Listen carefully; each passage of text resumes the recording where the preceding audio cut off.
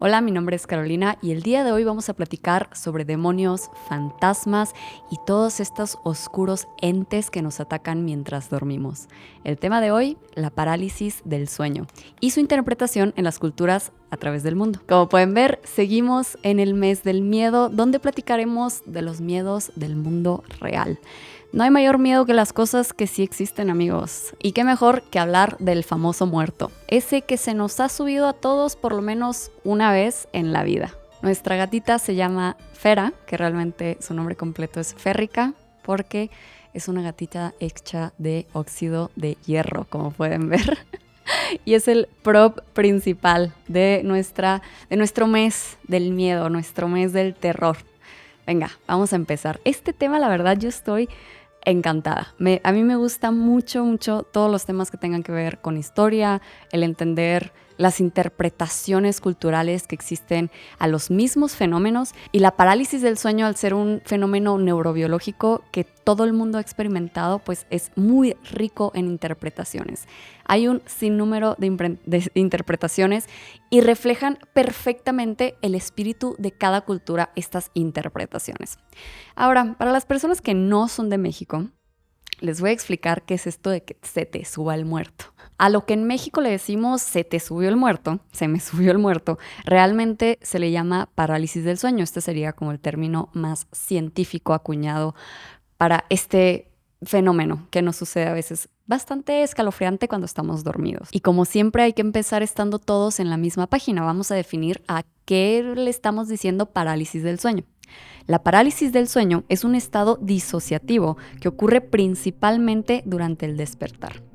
La parálisis del sueño se caracteriza por funciones motoras, perceptuales, emocionales y cognitivas alteradas, como incapacidad para realizar movimientos voluntarios, alucinaciones visuales, sensación de presión en el pecho, delirios sobre una presencia aterradora y en algunos casos miedo a una muerte inminente. La mayoría de las personas experimentan parálisis del sueño en raras ocasiones, pero normalmente cuando duermen en posición supina, esto quiere decir boca arriba. Sin embargo, la parálisis del sueño se considera una enfermedad, una parasomnia, cuando es recurrente y asociada a una carga emocional. Ahorita vamos a regresar a esto de las parasomnias y de la carga emocional, pero primero vámonos con cuál ha sido la interpretación del ser humano de la parálisis del sueño a través de los siglos. Y aquí les tengo que dar dos notas. La primera es que voy a estar repitiendo la frase parálisis del sueño muchísimo durante todo el episodio, entonces para facilitarnos la vida a los dos, lo vamos a decir SP, que es Sleep Paralysis, por las siglas en inglés, porque la mayoría de las referencias que estoy utilizando están en inglés. Y la segunda nota muy importante es que vamos a estar observando diferentes culturas e interpretaciones de las diferentes culturas, vamos a estar diciendo algunos nombres de demonios, de encantos, de hechizos, de fantasmas, en las palabras específicas de esa cultura, que obviamente yo no hablo ni manejo el idioma, por lo tanto se los voy a estar mutilando. Pero bueno, ustedes entienden que yo no hablo inuit, entonces perdónenme de entrada porque van a estar mal dichas las palabras, pero lo importante es que la idea va a estar ahí. Para el mundo occidental, una de las primeras descripciones de la parálisis del sueño vino de Hipócrates, en el año 400 a.C. Y los griegos llamaban a este fenómeno epialtes, traducido aproximadamente como atacar a alguien o aventársele a alguien. Efialtes o epialtes. Los romanos llamaban a este fenómeno nocturna opresio y lo explicaban como la intervención maligna de un incubo, un demonio o un espíritu malévolo. En muchas culturas, la pesadilla se debía a un gigante, un enano, una mujer, un hombre terrible que, aprovechando que uno estaba dormido, se sentaba boca abajo y presionaba tu tórax, perturbando la respiración. Y aquí la etimología es súper interesante, porque la palabra pesadilla en portugués viene de pesadelo, que significa peso o pesado, mientras que en el francés se utiliza cauchemar, de un verbo antiguo llamado chaucer, del latín calcere, lo cual denota presionar o empujar. Entonces vemos cómo para los latinos, desde el origen etimológico, ya el soñar mal, el tener pesadillas, viene de algo pesado, de algo que te oprime el pecho. Por otro lado, la palabra inglesa de nightmare es demonio nocturno o diablo. De acuerdo a la etimología, describe sus orígenes escandinavos, donde mare, el final de nightmare, viene de Mara, un espíritu que en la mitología del norte se decía que atormentaba o asfixiaba a los durmientes. Así es que, muy similar a la interpretación del latín, los nórdicos también tenían esta interpretación de que durante las pesadillas te asfixias, te presionan, se siente pesado. En el siglo II, Artemidoro de Daldis, en su libro Oneirocrítica, traducido como la interpretación de los sueños, asoció el fenómeno de Efialtes con el dios Pan, el dios cornudo de los bosques y los rebaños, que podía tener relaciones sexuales con el soñador durante un efialtes, y esto se consideraba una promesa de grandes ingresos futuros. Es decir, que para ellos no era realmente algo malo, soñaste algo feo, pero mira, te va a ir súper bien en la vida, o sea, te estuvieron pisando, te van a pagar más en la chamba, lo cual me parece una excelente interpretación. Imagínate que cada que se te sube el muerto te encontraras un billete de 20 en el pantalón, increíble. Sin embargo, tristemente, este vínculo positivo con el acto sexual acabaría con la llegada de la era cristiana de la Edad Media. Pónganme unos bus, por favor, abuchen. Los cristianos arruinando las pesadillas. A partir de la llegada de los cristianos surgieron los íncubos y los súcubos, demonios que acosaban sexualmente a sus víctimas por la noche. El nombre latino incubus sería inicialmente una traducción directa de fialtes. Sin embargo, rápidamente adquirió connotaciones sexuales, dada a su proximidad a concubere, que significa dormir con, y concubinus, similar a concubina. Al igual que el incubo era un demonio masculino propenso a abusar de las mujeres, el sucubus era un demonio femenino que se aprovechaba de los hombres durante el sueño.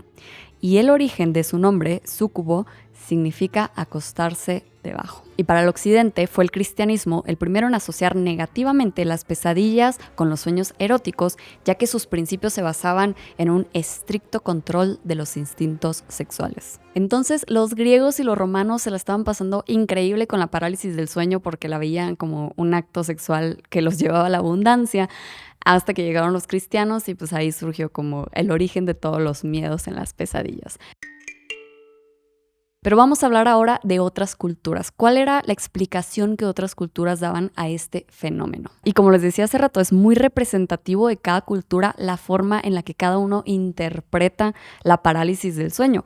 Los romanos y los griegos, que son famosos por orgías y por pistear y por deleitarse, por tener una vida mucho más hedónica, pues miren, o sea, hasta la parálisis del sueño decían, sí, a huevo, dinerito. Y los cristianos, que son bastantes más castigadores y penitencia y de castigo, pues bueno, su interpretación era precisamente de un demonio que te estaba acosando. Ahora vamos a ver qué otras interpretaciones, qué otras culturas tuvieron un acercamiento a explicar qué era la parálisis del sueño. Nuevamente, en este episodio va a haber 1001 palabras que van a estar mal pronunciadas. Yo lo sé, ustedes lo saben, todos lo sabemos, estamos todos en la misma página. Perfecto. Vamos a empezar por el pueblo inuit, que son esquimales que viven en la región subártica de Canadá. Ellos se refieren al SP, recuerden, el sleep paralysis, le vamos a decir SP de ahora en adelante. Ellos se refieren al SP como, es que sí, estas palabras, amigos, complejo, pero venga, así se puede. Se refieren al SP como Ukumangirkin, una experiencia estrechamente vinculada al mundo espiritual. Los inuit creen que los angakwit, que son chamanes, son los principales responsables del Ukumangirnik, al lanzar hechizos conocidos como Ilisikhuk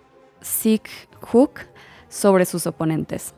Un tipo de Ilisikhuk consiste en atacar al enemigo mientras duerme, ya que en este momento la conexión entre cuerpo y alma, llamada Tarnik, es frágil.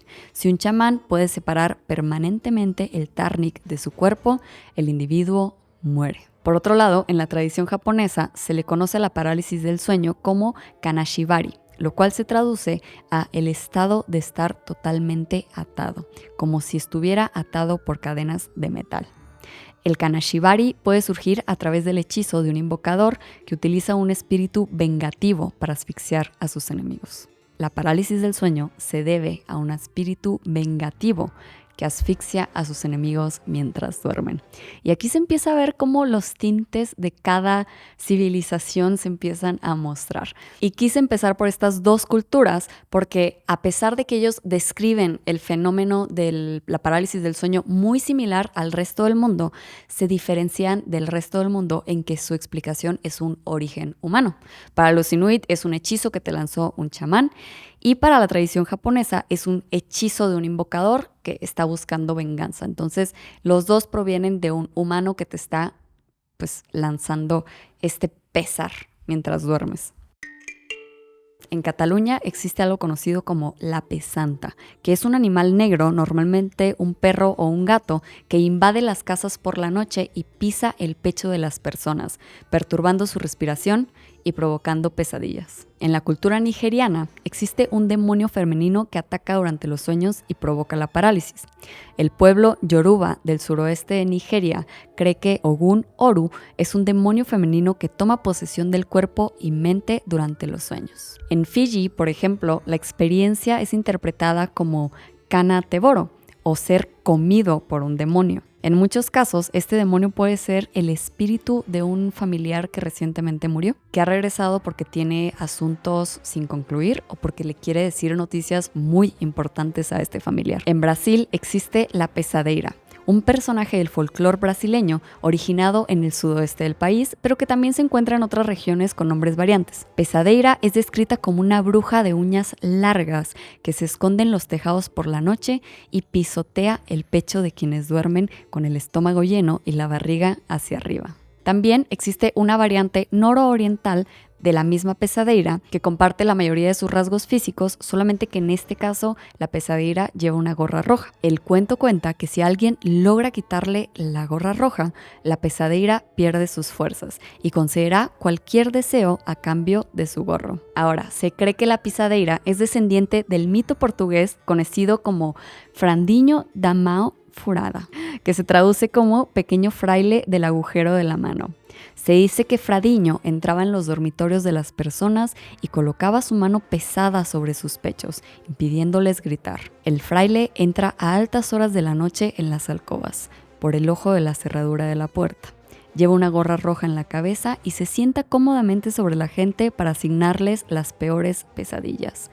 Y se va solo cuando la persona despierta. Como pueden ver, todas las culturas trataban de explicar qué era esta cosa tan pesada que sentían en el pecho. Y la explicación variaba dependiendo de cómo era lo que tenían a su lado, cuál era su contexto cultural. Más adelante vamos a platicar sobre cuáles son los factores que aumentan la prevalencia de la parálisis de sueño. Pero uno de ellos, se los voy adelantando, son los episodios traumáticos, el estrés postraumático. Entonces vamos a mirar dos casos que precisamente justo nos dan estas explicaciones culturales a la parálisis del sueño, pero fueron ocasionadas por estrés postraumático. Entonces vamos a estar platicando de refugiados, de regímenes. El primero de estos estudios se realizó con refugiados camboyanos en una clínica psiquiátrica de Estados Unidos, donde observaron que existía una alta incidencia de parálisis del sueño entre los sobrevivientes del régimen dictatorial de Pol Pot, que sucedió de 1975 a 1979. De este grupo, el 42% de los sujetos informaron al menos un episodio de parálisis del sueño por año. Ustedes pónganse a pensar cuál fue la última vez que se les subió el muerto para que más o menos hagan cuentas. No debería ser algo tan común o no debería ser un visitante concurrente en nuestras vidas. Estos pacientes se referían a la parálisis del sueño como Maosh Sankat, que se traduce a el fantasma que te empuja hacia abajo. De acuerdo a ellos, este era un ser sobrenatural o un fantasma que ponía sus manos en el pecho o en el cuello de la víctima para dificultarle la respiración mientras dormía. Este grupo de camboyanos veía principalmente 4 formas de seres sobrenaturales. Podían ver una sombra alta y negra sin un contorno definido. Podían ver también un ser de ojos rojos y dientes caninos, vestido con una capa de los jeremes rojos y de un blande de un cuchillo o una maza. En este caso, los jeremes rojos, esta capa de los jeremes rojos, eran los dictadores, o sea, el régimen que los estaba oprimiendo. Ellos los veían en su sueño.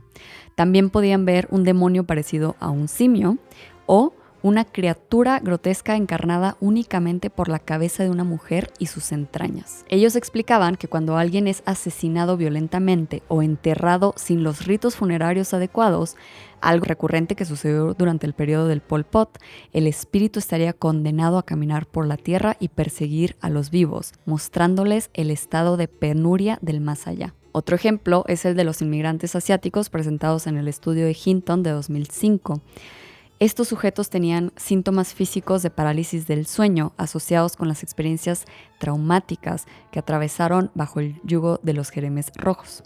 Por ejemplo, asociaron la disnea del sueño, que es el no poder respirar durante el sueño, con experiencias de casi ahogamiento durante los periodos monzónicos típicos del sudeste asiático, o con haber presenciado ejecuciones en las que las víctimas llevaban una bolsa en la cabeza. Además, la presión en el pecho, que ya vimos que es una característica típica de la parálisis del sueño, ellos lo explicaban como el dolor del pecho resultante de las pesadas cargas de arroz que se veían obligados a transportar en las granjas dirigidas por sus verdugos. Como pueden ver, siempre el ser humano trata de explicar lo que le está sucediendo con lo que tiene a la mano, con su historial de vida, con lo que le está sucediendo con sus circunstancias. Entonces, estas son personas que pasaron verdaderas tragedias y su cuerpo estaba respondiendo con parálisis del sueño a este estrés postraumático.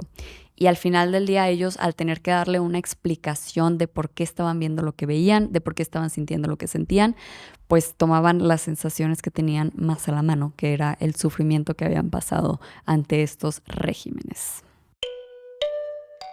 Cambiando un poco más hacia el presente, hoy en día una manifestación moderna de la parálisis del sueño en Estados Unidos y en muchos otros países es reportar esta parálisis del sueño como una abducción extraterrestre, experimentadas como incapacidad para moverse durante el despertar asociada con alucinaciones visuales de extraterrestres.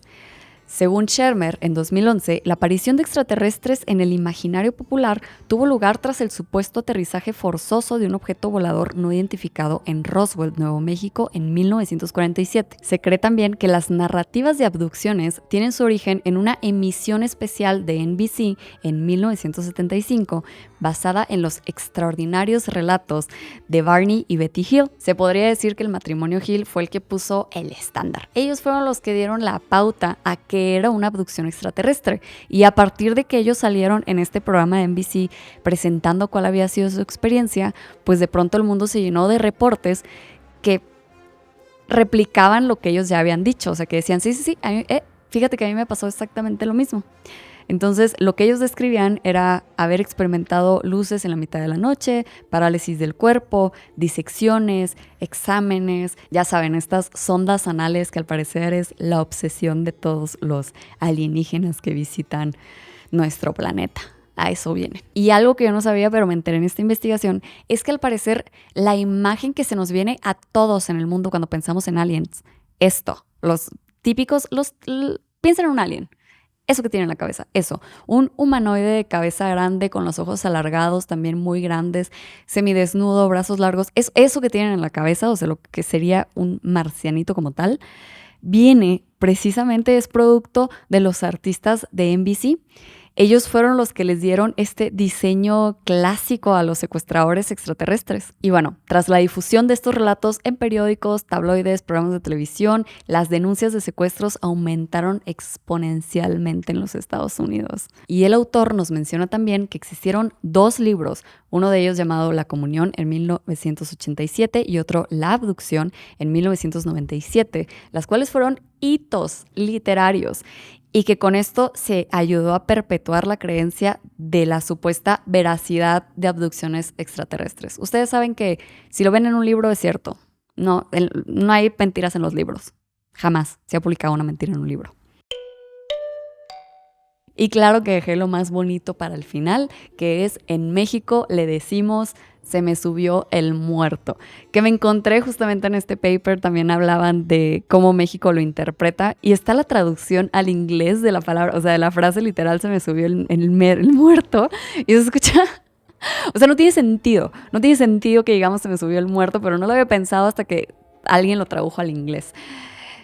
Sleep paralysis in Mexico is known as se me subió el muerto, translated as a dead body climbed on top of me.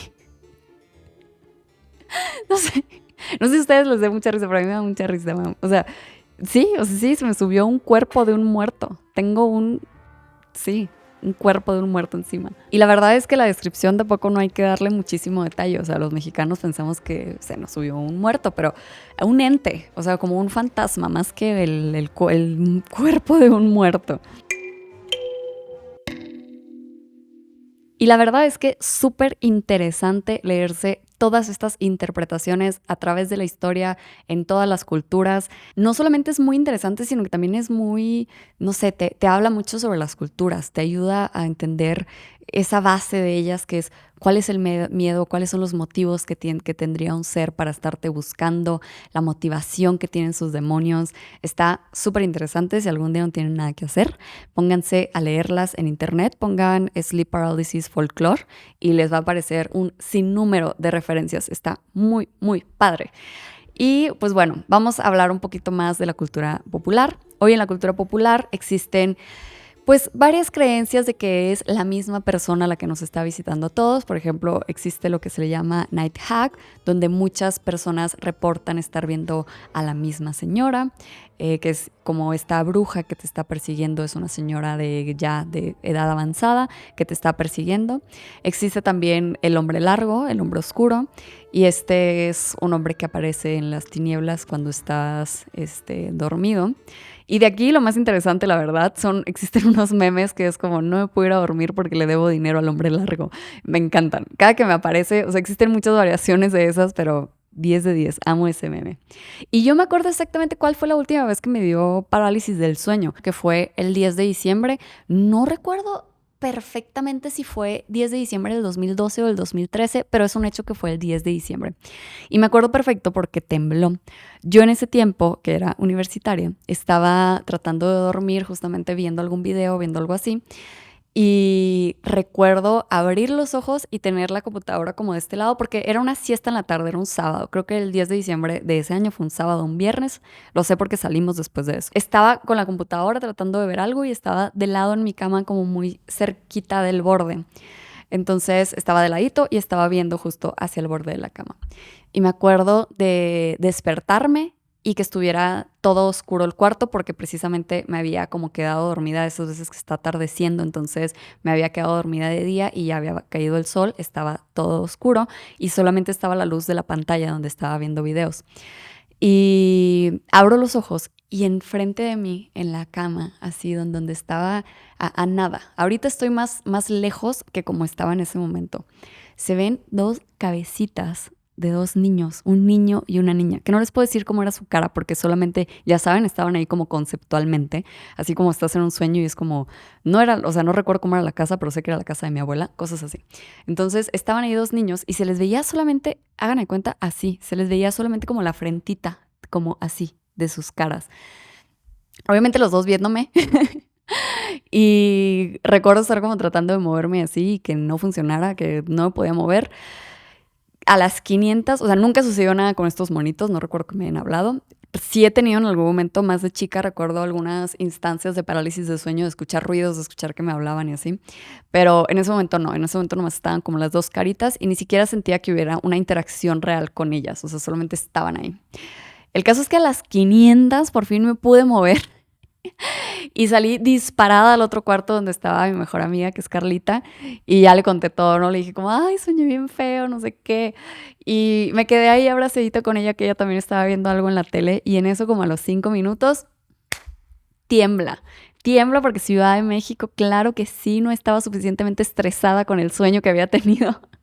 Y me acuerdo que tembló y se fue la luz, pero se fue la luz horas. Se fue la luz un muy, muy, muy, muy, muy buen rato. Entonces, estuvo padre el resto de la noche, tuvimos ahí veladoras. Todavía salimos ese día, me acuerdo que fuimos a una exposición de algo. Pero sí, esa fue la última vez que tuve parálisis del sueño. Bastante didáctica, la verdad, bastante representativa de la parálisis del sueño. Yo no les podría decir que siento que me asfixio cuando me llega a dar. Solamente siento como esa inmovilidad. Y en cuanto me pongo como mucho más consciente en, no sé, en cuanto me doy cuenta de lo que está sucediendo, porque eso es lo que me pasa a mí, cuando estoy en una pesadilla o cuando estoy en la parálisis del sueño, seguramente a ustedes también les ha pasado que dicen, ok, esto es una pesadilla. Ok, esto, o sea, te la estás pasando horrible, pero dices, es una pesadilla. Entonces, cuando a mí me sucede lo de la parálisis del sueño, lo que trato de hacer es, me enfoco en mover los dedos, que normalmente es como lo más sencillo que puedes despertar. Y sí me funciona, siento que logro cortar la duración. O sea, también cuando estoy en una pesadilla y me doy cuenta que es una pesadilla, es como casi que me empiezo a cachetar de, ya, levántate. O sea, qué flojera estar durmiendo y mal viajándote. Y aunque es bien interesante platicar sobre las explicaciones culturales que se han dado a través de la historia, a través del mundo de la parálisis del sueño, para mí la más bonita y la más bella de todas va a ser la de la neurología. Hay que entender qué está sucediendo y se me hace súper interesante. Como platicábamos al inicio, la parálisis del sueño se clasifica como una parasomnia y se caracteriza por un comportamiento inusual o eventos fisiológicos anormales que ocurren durante la transición del sueño y la vigilia. Les tengo aquí también la primera descripción clínica que se tiene de este fenómeno. Esto sucedió en 1664, donde un médico holandés escribió sobre una mujer, sobre una de sus pacientes. En la noche, cuando se disponía a dormir, unas veces creía que el diablo se echaba sobre ella y la sujetaba. Otras veces que era asfixiada por un gran perro o ladrón que yacía sobre su pecho, de modo que apenas podía hablar ni respirar. Y cuando intentaba quitarse la carga, no podía mover sus miembros. Y mientras ella estaba en aquella contienda, a veces con gran dificultad despertaba por sí misma, a veces su marido oyéndola hacer una voz lúgubre e inarticular. Y la única razón por la que les estoy poniendo esta descripción clínica es que el diagnóstico que le dio este médico fue que tenía incubus o la pesadilla.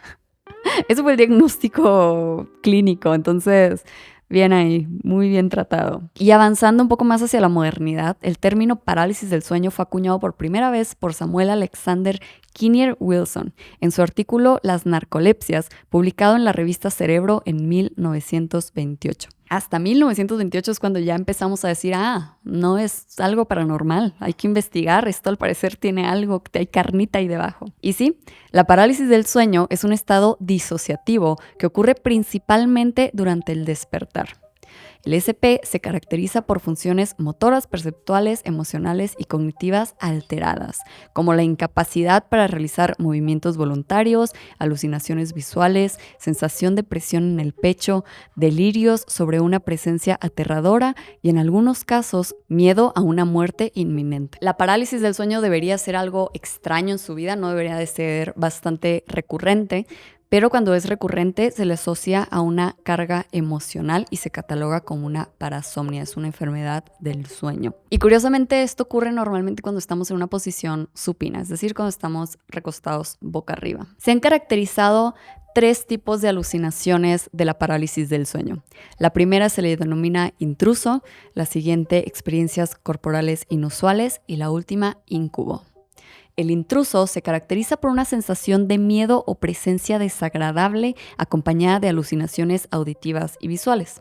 Las experiencias corporales inusuales implican sensaciones flotantes y experiencias extracorporales en las que los individuos ven el propio cuerpo desde una perspectiva externa e interpretan como si hubieran abandonado su cuerpo físico. Finalmente tenemos el tipo incubus, el cual se refiere a sensaciones de presión en el pecho y dificultad para respirar, es decir, que estamos siendo oprimidos completamente. Y la relación más estrecha existe entre el tipo A y C. Normalmente cuando se presenta el tipo intruso durante la parálisis del sueño, también solemos tener el tipo incubus y al revés. Entonces esas dos casi siempre van acompañadas. Sentimos una gran presión en el pecho y al mismo tiempo sentimos la presencia de un ente extraño cerca de nosotros y desagradable. Ahora, se considera que tanto las experiencias extracorporales como las alucinaciones que ocurren durante la parálisis del sueño tienen bases neurobiológicas diferentes. El primero sería causado por un procesamiento neuronal alterado en las áreas de la corteza temporoparietal, que participan en la integración de la información visual, auditiva, vestibular y propioceptiva para codificar las imágenes corporales y la noción de uno mismo. mientras que las alucinaciones se han relacionado con el entrar y salir abruptamente del sueño de movimientos oculares rápidos conocido como REM. Y el REM, por sus siglas en inglés, Rapid Eye Movement, es una etapa del sueño donde tenemos experiencias, eventos visuales muy vívidos, es donde soñamos, tenemos experiencias emocionales, tenemos bastantes, es donde soñamos, es donde tenemos sueños. Los investigadores creen que la parálisis del sueño sucede por un ciclo alterado del sueño REM, ya que ocurre principalmente cuando estamos entrando o saliendo del ciclo. Como ya platicamos, durante la etapa del sueño REM, es donde tenemos los sueños, donde tenemos estas experiencias muy vívidas durante nuestros sueños. Y hay algo bien importante, por más vívido que sea lo que estamos soñando, es bien importante que no nos movamos, que no actuemos nuestros sueños. O sea, ustedes imagínense que piensan que están corriendo y que se paran y se ponen a correr por su casa, o que piensan que están peleando con alguien y le pegan a su novia en la noche. O sea, es bien importante que nuestros músculos no puedan moverse mientras estamos teniendo estos sueños, porque entonces pones al organismo en peligro. Y entonces durante esta etapa, nuestros cerebros paralizan los músculos. De hecho, la capacidad de movimiento solamente se mantiene en algunos órganos que son vitales para que no nos vayamos a petatear durante el sueño, como es los involucrados en la respiración, el corazón, la circulación. Todo esto que es necesario se mantiene, pero el resto de los músculos que no son necesarios, venga, apáguense un ratito. Entonces, es bien importante que exista esta parálisis. Es una parte fundamental de nuestro sueño, y los neurotransmisores que están asociados con esta parálisis son los GABA y la glicina. Esto es lo que hace que no nos podamos mover. El problema, como lo dijimos, es un pase alterado entre un estado de REM y el estar despiertos, o es el de estar despiertos a dormirnos. Normalmente sucede o un poquito antes de dormirnos o un poquito después. Entonces, que estemos paralizados mientras dormimos es lo más natural y saludable y benéfico del mundo. Eso es normal. Lo que está mal ahí es que nosotros seamos conscientes de que estamos paralizados. Eso no está tan padre. Y por eso la parálisis del sueño normalmente ocurre cuando nos estamos apenas quedando dormidos o cuando apenas nos estamos despertando. Si sucede antes del sueño, cuando apenas nos estamos quedando dormidos, se le llama parálisis del sueño hipnagógica, y si ocurre al despertar, se le llama parálisis del sueño hipnopómpica o postdormital. Entonces, en el primer caso, ustedes saben que para quedarnos dormidos hay que hacer como que estamos dormidos. Tenemos que simular que estamos dormidos para podernos quedar dormidos. Es terrible. Pero mientras nos dormimos, el cuerpo se va relajando lentamente. No lo sentimos porque normalmente nuestra conciencia se va perdiendo mientras nuestro cuerpo también se va relajando. Los dos procesos suceden al mismo tiempo, van de la mano. Generalmente te vuelves menos consciente, por lo que no notas este cambio, no notas que se te están quedando dormidas las manos, los pies, etc. Sin embargo, si permanecemos consciente o de pronto tomamos conciencia porque hubo un ruido, porque vimos algo, porque nos llegó un pensamiento de algún estrés, bueno, ahí nos damos cuenta que de pronto ya no nos podemos mover ni hablar, y nuestro cuerpo, que estaba llevando este proceso de forma gradual, pues se tarda un rato en decir, uy, a ver, suéltale los brazos otra vez, este güey se quiere mover. Se tarda un rato. Ahora, ¿qué sucede con la parálisis del sueño hipnopómpica? Platicábamos del sueño REM y el sueño no REM. Normalmente el sueño no REM ocupa hasta el 75% del sueño total, o sea, normalmente estamos más en esa etapa no REM de nuestro sueño, y es la primera etapa a la que entramos. Digamos que es como el primer paso hacia el sueño profundo.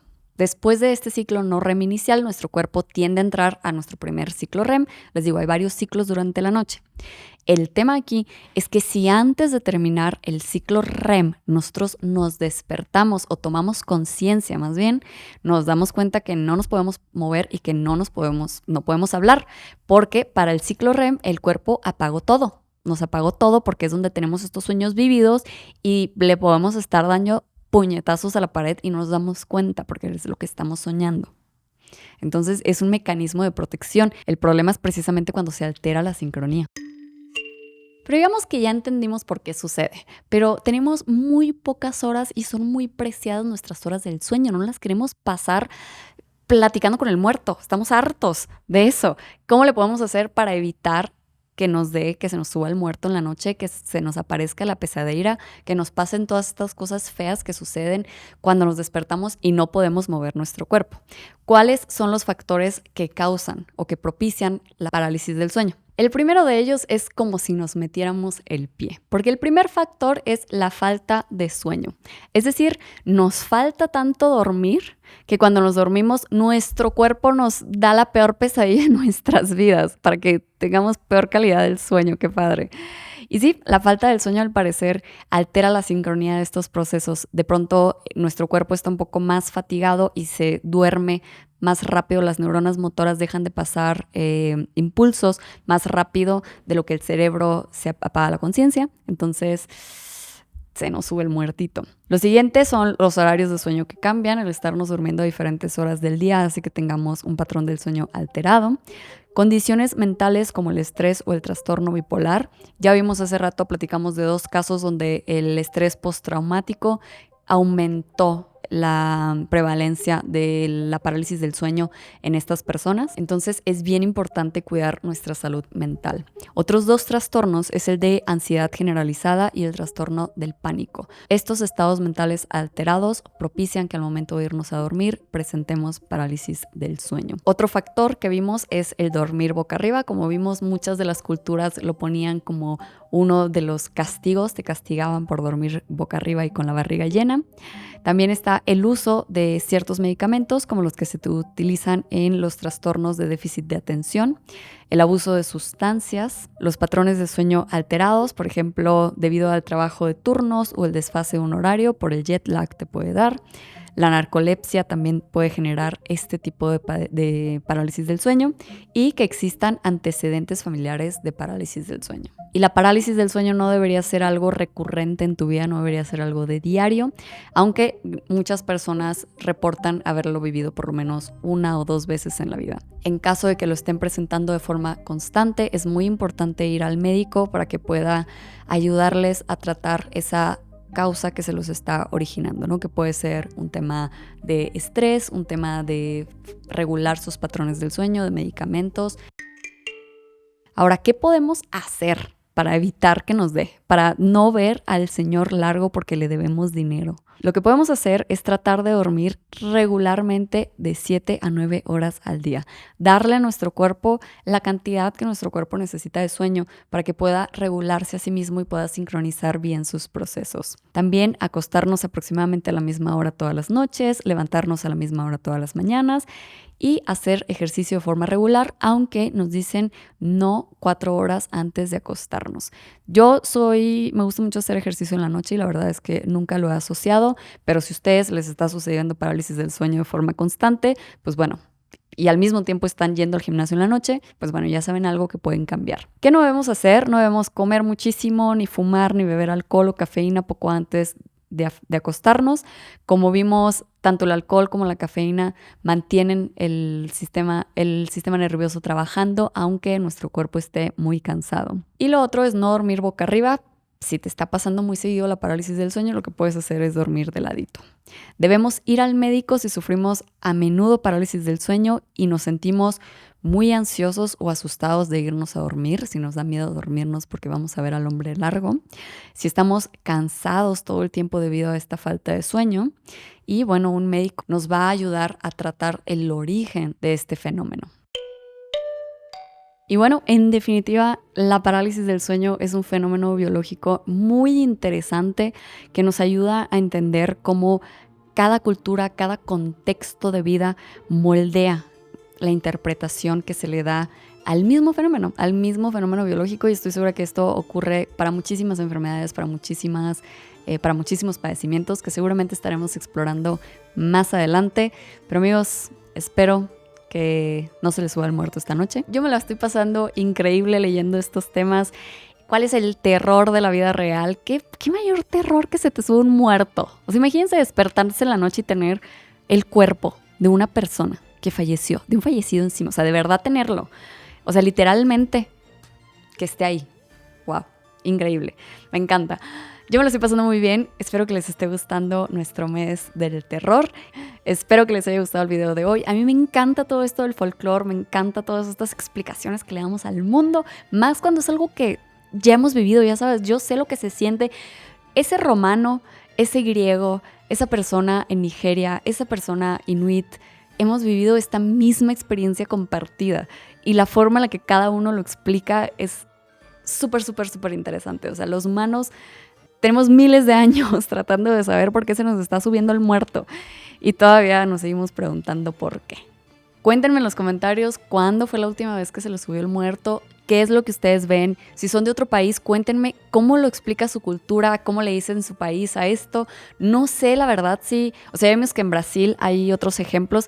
De Latinoamérica no me aparecieron, por lo menos en los papers que estuve leyendo. Entonces, cuéntenme, por favor, me interesa muchísimo saber cómo le dicen en su país a que se les suba el muerto, a la parálisis del sueño. ¿Cómo lo explican? Cuéntenme cuál fue su última experiencia con estos muertitos. Y sigan disfrutando conmigo el mes del terror. Yo estoy encantada con el mes del terror, con meterles algo diferente al podcast. Nos vemos en el próximo episodio y recuerden que si se suscriben al canal voy a ir personalmente a sus casas a darles un abrazo.